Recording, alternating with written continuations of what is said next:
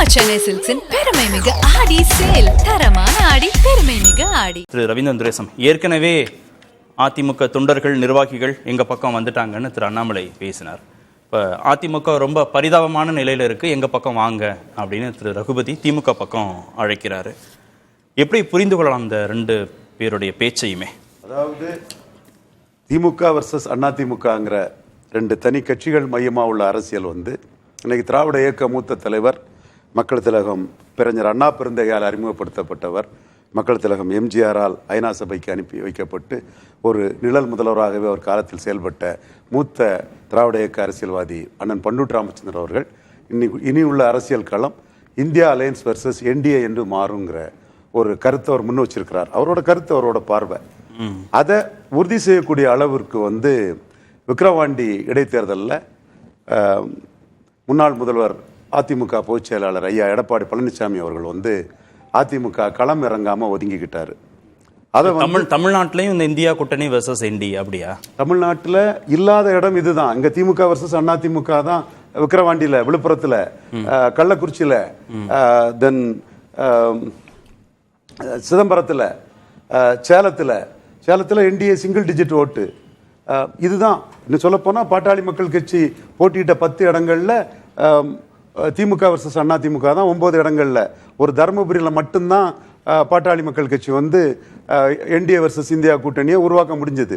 அப்படிப்பட்ட ஒரு இடத்துல 35-36% வாக்கெடுத்த இடத்துல என்டிஏ 17% வாக்கெடுத்த ஒரு இடத்துக்குள்ள எடப்பாடி பழனிசாமி களத்தை விட்டு விலகுனது ஒரு சரியான வீகம் இல்லைங்கிறதான் என்னோட கருத்து. நீங்க இது ராமநாதபுரத்தில் விலகி இருந்தா கூட அந்த பகுதிக்குள்ள விலகினா கூட தப்பு இல்லை, திருநெல்வேலியில் விலகினா கூட தப்பு இல்லை. அங்கே இந்தியா கூட்டணி வர்சஸ் என்டிஏ தான். கன்னியாகுமரியில் இந்தியா கூட்டணி வர்சஸ் என்டிஏ தான். 4% தான் பசல்யான் எடுத்திருக்காருன்னு சொன்னா அங்க பாஜகவுக்கும் திமுக இந்தியா கூட்டணிக்கும் என்டிஏக்கும் தான் அங்க போட்டின்னு எடுத்துக்கலாம். ஏன்னா இன்னைக்கு கலைஞர் மாதிரி இல்லை. கலைஞர் யூபிஏன்னு ஒன்று இருக்கும்போது இங்க டிபிஏன்னு ஒன்று வச்சிருந்தாரு. அதில் உள்ள சில கான்ஸ்டியூன்ஸ் இவரு கூட இருப்பாங்களாம், அங்க இருக்காதாங்கிற ஒரு சூழ்நிலை அவர் அன்னைக்குள்ள காலகட்டத்தில் கலைஞர் வச்சிருந்தாரு. ஆனா இன்னைக்கு மு.க. ஸ்டாலின் எங்களோட வெற்றிக்கு கூட்டணி தான் அச்சாணின்னு சொல்றாரு. இந்தியா கூட்டணின்னு தான் அந்த வேன்ல போட்டு விக்கிரவாண்டியிலும் பிரச்சாரம் பண்றதை நாம பாக்குறோம். அப்போ இன்னைக்குள்ள களம் இந்தியா கூட்டணி மிகப்பெரிய வெற்றியை பெற்றிருக்காங்க. முதல்வர் ஸ்டாலினை இந்தியாவை தமிழ்நாட்டை காப்பாத்திட்டார், இந்தியாவை காப்பாற்றுவார். மக்களவை தேர்தல்னாலும் மாநில முதல்வரை முன்னிறுத்தி தான் அவங்க பண்ணியிருக்காங்க. 19 மாறுபட்டு அதுக்கு மாற்றா இன்னைக்கு 2வது இருக்கிறது 23% வாக்கெடுத்து எடப்பாடி பழனிசாமி தலைமையிலான அதிமுக கூட்டணி தாங்கள, மாற்று கருத்து இல்ல. ஆனா அவங்களுக்கும் பரிதாபமான நிலையில இருக்குன்னு திரு ரகுபதி சொல்றதும், எங்களை நோக்கி வர்றாங்க வந்துட்டு இருக்காங்கன்னு திரு அண்ணாமலை சொல்றதெல்லாம் நடக்குதா? அது நடக்கிறதுக்கான சாத்திய கூறுகள் இருக்குது. ஏன்னா அதிமுகவிலே பாஜக கூடாதுன்னு அதிமுகவில் மெஜாரிட்டி பீப்புள் இருக்கிறாங்க. 2/3 மேல சி.வி. சண்முகத்துல இருந்து இவர் நம்ம சென்னை ஜெயக்குமார் முன்னாள் சபாநாயகர் அவர்ல இருந்து கே.பி. முனுசாமியில இருந்து தந்தை பெரியாருக்கு பாரரத்னா கொடுக்கணும்னு கோரிக்கை வைக்கக்கூடிய அளவுக்கு ஒரு 2/3 அதிமுகவினர் இருக்காங்க. எடப்பாடி பழனிசாமி கருத்தும் அதை ஒத்துதான் இருக்குது. நானும் அதை தான் என்டால்ஸ் பண்ணிட்டு இருக்கிறேன். பட் உள்ளுக்குள்ள நீர் பூத்த நெருப்பா பாஜக வேணுங்கிற ஒரு கருத்தும் அதிமுகக்குள்ள இருக்குது. சோ இது எவ்வளவு பெர்சன்டேஜ் இருக்கும்? அது ஒரு 1/3 இருக்கும். பாஜக கூட்டணி வேணும் 30% எடுத்துடுங்க, 30-70 எடுத்துடுங்க. அதில் அளந்து பார்க்காண்டாம். ஒரு பகுதி இருக்கிறாங்க 30% அதிகமே. அதுக்காக கேட்க இல்ல, 30% அதிகம்னா நார்வேல உள்ள அதிமுக தளவாய் சுந்தரம் ஒரு லோக்கல் லீடர். அவர் தான் கன்னியாகுமரி டிஸ்ட்ரிக்ட்ல அதிமுக அண்ணா. அவர் அங்க ஜெயிக்கணும்னா பாஜக கூட்டணி தேவை. இவரு கடம்பூர் ராஜி, வேலுமணி போன்றவங்க, தங்கமணி போன்றவங்க அவங்க விரும்புறாங்க. ஏன்னா நீங்க பார்த்தாலே தெரியுமா, சி.வி. சண்முகத்தோட எதிர்ப்பு குரல் மத்திய அரசு துணை மாநில அரசையும், மாநில அரசு இந்தி மத்திய அரசு கூட ஒரு போல்டான அதிமுக லீடர் தான், திராவிட இயக்க இதுல முக்கியமானவர் தான். அவர் குரலை வேலுமணியும் தங்கமணி எதிரொலிக்கிறது இல்லையே, சைலண்ட் ஆகுறாங்களே அவங்க. இன்னும் சொல்ல போனா ஒன்னா சேர்ந்து இருந்தா ஜெயித்திருக்கோம்னு அது ஒரு கற்பனை யூகம், அது எப்படியும் போயிருக்கலாம். அப்படி ஒரு கருத்தையும் அவர் சொல்றாங்க இல்லையா? பாஜக கூட்டணி அமையாம போச்சுன்னா பாஜக பக்கம் போவாங்களா? அதிருப்தி இருந்துச்சுன்னா திமுக 20 மாதங்கள்ல என்ன சூழ்நிலை வருங்கிறது பார்க்கணும். ஒரு சிலர் ஸ்டாலின் மனசு வச்சா ஒரு சிலர் திமுகவுக்கே போயிருவாங்க. ஏன்னா ரகுபதி அதைத்தான் முன்னாள் முதல்வர் ஜெயலலிதாவுடைய மரணத்திற்கு அப்புறம் ஓபிஎஸ் வெளியே போறாரு, அதுக்கப்புறம் சசிகலா வெளியே போறாங்க, திருப்பி ஓபிஎஸ் உள்ள வராரு. இந்த மாதிரி நிறைய நடக்கும். டிடிவி தினகரன், இந்த மாதிரி நிறைய பிளவுகள் இருக்கிற போது கூட ஒரு பெரிய ஷேக் நடக்கலையே. முக்கியமான தலைவர்கள் அதிமுக விட்டு போகல. ரகுபதி யாரு? எம்ஜிஆர் தொண்டர், ஜெயலலிதா முன்னாள் அதிமுக அதிமுக தான். கே.கே.எஸ். ராமச்சந்திரன் யாரு, அனிதா ராதாகிருஷ்ணன் யாரு. சோ அவங்க என்ன சொல்றாங்கன்னா, நாங்க இங்க கம்ஃபர்டபுளா இருக்கும். லட்சுமணன் யாரு, அந்த இவரை தோக்கடிச்சவர், சி.வி. சண்முகத்தை தோக்கடிச்ச முன்னாள் அமைச்சர்கள், முன்னாள் சட்டமன்ற உறுப்பினர்கள், அதிமுகவுடைய ரீஜனல் லீடர்ஸ் போறாங்க. அவங்களுக்கு அங்க வாய்ப்பு கொடுக்கப்படுது, அவங்க அங்க நல்லா இருக்காங்கிறது வேற.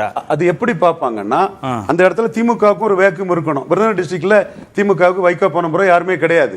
வைகோ இருக்கும் போதே அங்க லோக்கல் லீடர்ஸ் இல்லாது. அப்போ தாமரைக்கனியா கே.கே.சார்ங்கிற அரசியல் நடந்த இடத்துல கே.கே.சாரால தான் அந்த திமுகவுக்குள்ள வேக்கமா பில்ல பண்ண முடியும். இல்ல, இன்னைக்கு தங்கத்தமிழ்ச்செல்வன் வரைக்கும் சீட்டு கொடுக்கப்பட்டிருக்கு சார். அந்த உத்தரவாதம் கட்சியில கொடுக்கப்படுறதுனால அவங்க போறாங்க, அவங்க நல்லா இருக்காங்கிறது வேற. அதிமுக தொண்டர்களை நல்லா பார்த்துப்பாரு ஸ்டாலின், அரவணைச்சு போவாருன்னா அதுக்கு என்ன உத்தரவாதத்தை நம்பி அவங்க எம்ஜிஆர் விட்டுட்டு ஜெயலலிதாவை விட்டுட்டு ரெட்டலையை விட்டுட்டு போவாங்க? அந்த இடத்துக்குள்ள ஏன் சொல்றாங்கன்னா, ஜெயலலிதா அம்மையாற்று இருந்த 45% வாக்கு வந்து இன்னைக்கு எடப்பாடி பழனிசாமி தலைமையில 10 ஆண்டுகள்ல 20% குறைஞ்சிடுச்சு. இதுல பெரும்பகுதி திராவிட இயக்கம்னு மு.க. ஸ்டாலின் பின்னாடி தான் வந்திருக்காங்க.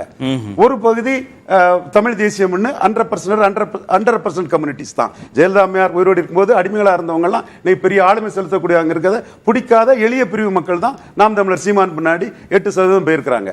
மீதி ஒரு 7% வந்து அண்ணாமலை, மோடி, டிடிவி, ஓ பன்னீர்செல்வம் இவங்களை வச்சு என்டிஏக்கு வந்திருக்காங்க. என்டிஏ இதுல 3வது இடத்துல தான் இருக்கதாட்டு என்னோட கணக்கு. முதலிடம் எத்தனை சதவீதம் அப்படி பிரிஞ்சிருக்கும்?